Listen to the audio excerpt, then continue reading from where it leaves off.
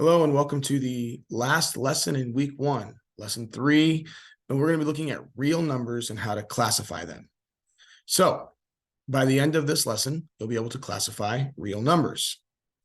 Now, classification is something that you probably are used to. A good example of that is classification of animals. Animals can be broken down into vertebrates and invertebrates. And then within vertebrates, you've got reptiles, fish, amphibians, birds, mammals, and they have certain characteristics in common. Same thing with invertebrates. All right, so it's a way of classifying animals based on common characteristics. We can do the same thing with numbers. So numbers are all complex numbers. So within the complex number field, we've got real numbers and imaginary numbers. So imaginary numbers we're not going to spend much time on at all. Just going to show you that they are like those numbers there. I, the square root of -1, 35i. You're not going to touch those until algebra 2, really. But the real numbers we're going to be dealing with a lot. Real numbers are broken into further rational numbers and irrational numbers. Irrational numbers are numbers such as pi, the square root of 5, 1.73245, and it keeps going. All right. And the fact that it keeps going is the important piece I want you to see. Rational numbers can be broken up into further categories. We've got natural or counting numbers, which are your normal 1, 2, 3, and go so on and so forth. Those are all positive. Whole numbers, there's literally one extra number in there, and that's 0. So whole numbers are 0, 1, 2, 3, and they go on forever in the positive direction. Integers bring in the negatives. So -3, -2, -1, 0, 1, 2, 3, and so on and so forth. And then rational numbers are numbers that can be expressed as a fraction. So your typical fractions, 3/4, 19/100.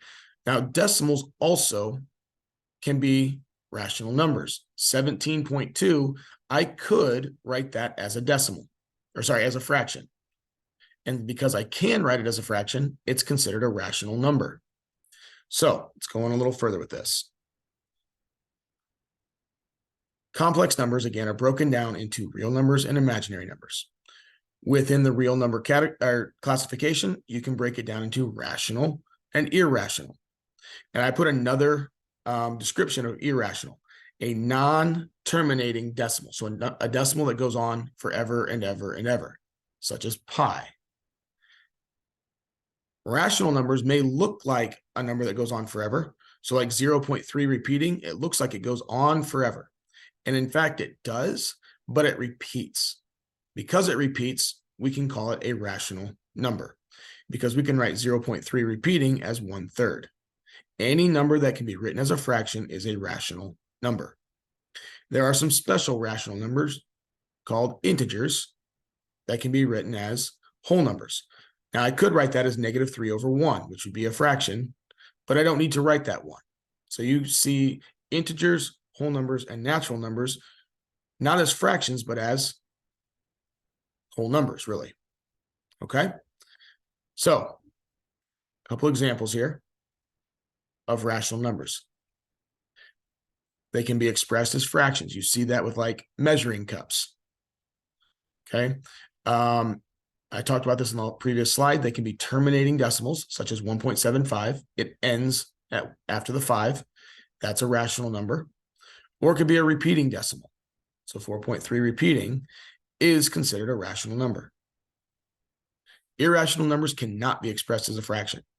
They're decimals that do not end. I talked about pi. You see the ... there. That means it continues without repeating. So we're going to finish this lesson with classifying some numbers. All of these numbers are complex numbers.